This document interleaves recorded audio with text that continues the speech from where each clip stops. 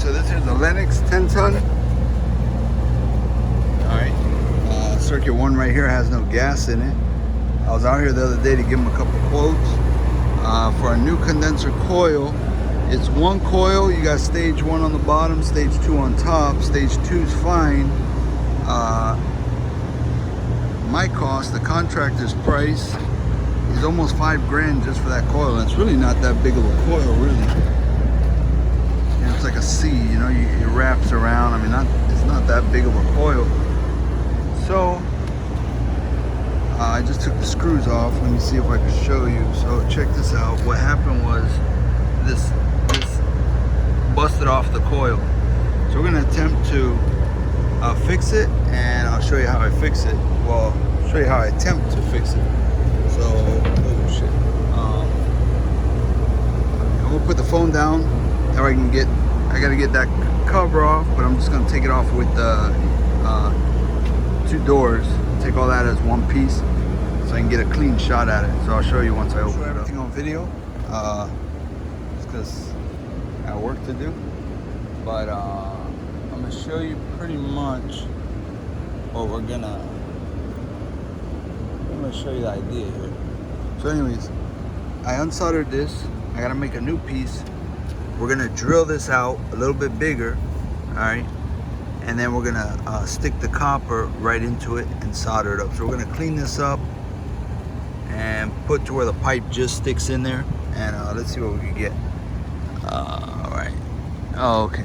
All right. I'll show you once I got everything fitted up and right before we solder it. So, all right. Cleaned up real good. We cleaned the copper and the aluminum. I swagged it right there. So we're gonna use 15% silver solder for this joint. I'm gonna use the little MAP gas, or whatever you call that, yellow propane, whatever. And this rod here is an AL, I think it's 822. I believe so, but it has flux inside. For me, I had good luck with it. Yeah, it's AL 822. I'm not gonna get it on video, but yeah, then we're gonna pressurize it and make sure it's not leaking, stuff like that. All right.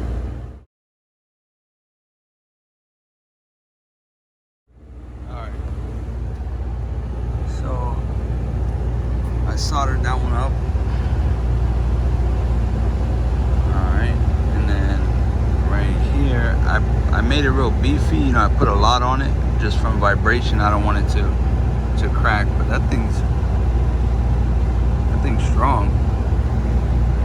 So I got it pressurized at 200 psi. I hate that. So usually what I do with the bubble solution, all right, you want a good squirt bottle, you gotta prime it, right, to get all your bubbles out.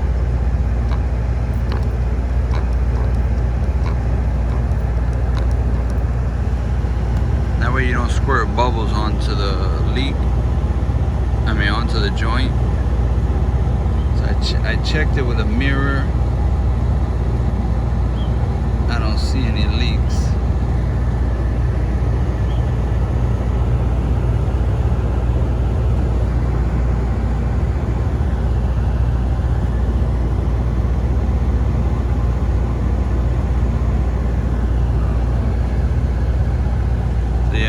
You could clean it up with a grinder wheel and stuff like that, but I really don't have a rag.